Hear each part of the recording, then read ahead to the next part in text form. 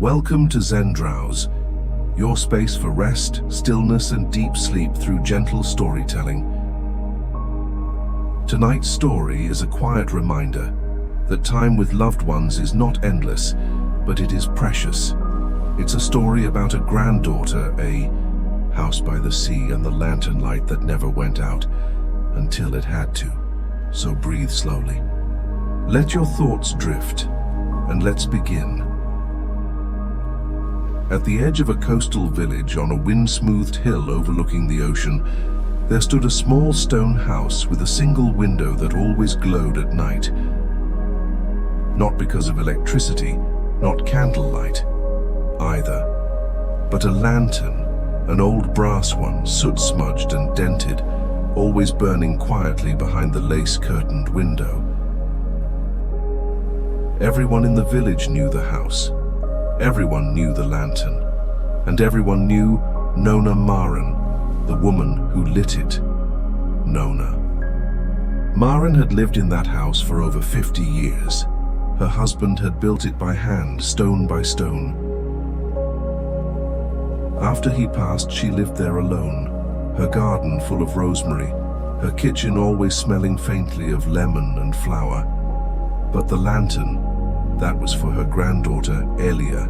Elia had grown up in that house, falling asleep on the rug while Nona hummed lullabies from her childhood. When Elia moved away for school, Nona made her a promise. No matter how far you go, the lantern will be lit, so you'll always know there's a place waiting for you. And she meant it.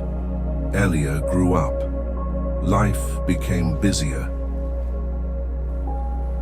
First it was classes, then work, then a life filled with meetings and calendars and appointments.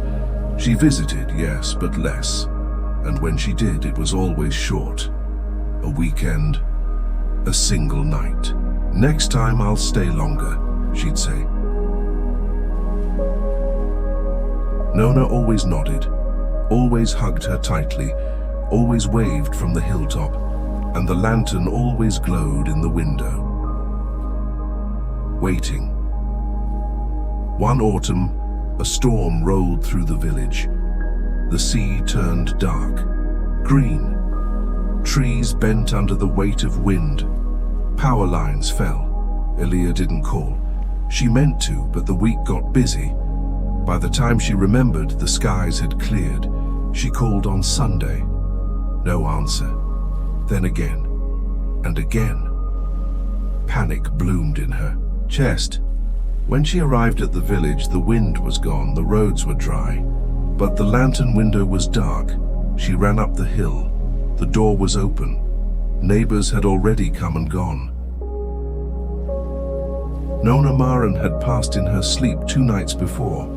Peaceful, they said, with her hand resting near the window latch, as if she had been waiting. Elia stood in the quiet of the house.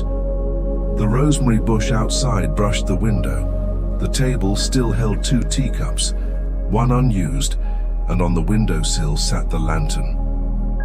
Cold, still. For the first time, Elia didn't just feel loss. She felt guilt, all the visits she had postponed. The letters she hadn't written, the stories she hadn't asked to hear again. She picked up the lantern, cradled it in her hands, and whispered, "I should have come sooner." The village mourned with her. The sea kept moving, and the house stayed quiet. But Elia stayed, for days, then weeks. She walked the cliff paths her grandmother loved. She baked her lemon cakes, though they never tasted quite the same.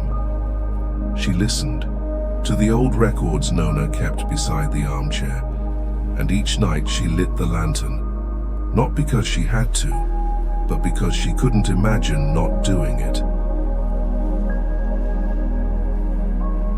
One evening, just before dusk, a knock came at the door. A girl, no more than 10, stood there shyly. "I saw the light in the window," she said.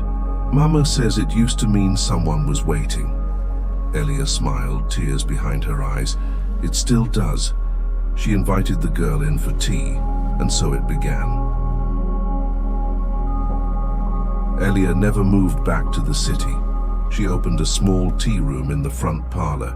She baked with children from the village, read stories aloud by the fire, and always lit the lantern in the window. Not just for herself, not even just for Nona, but for anyone who needed a reminder that someone once loved them enough to wait. That home doesn't disappear when people do.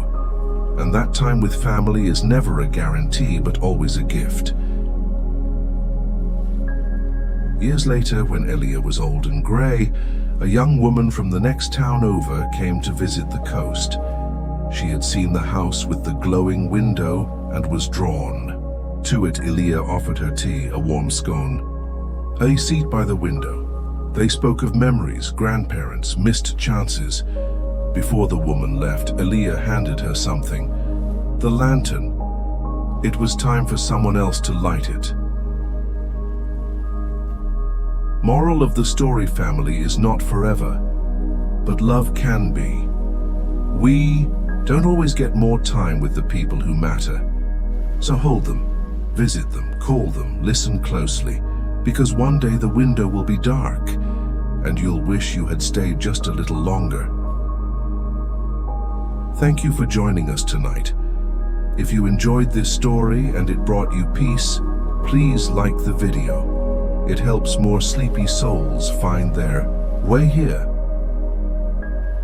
For more calming stories like this one, don't forget to subscribe to ZenDrowse, your sanctuary for sleep. And if this story touched you, we'd love to hear from you in the comments.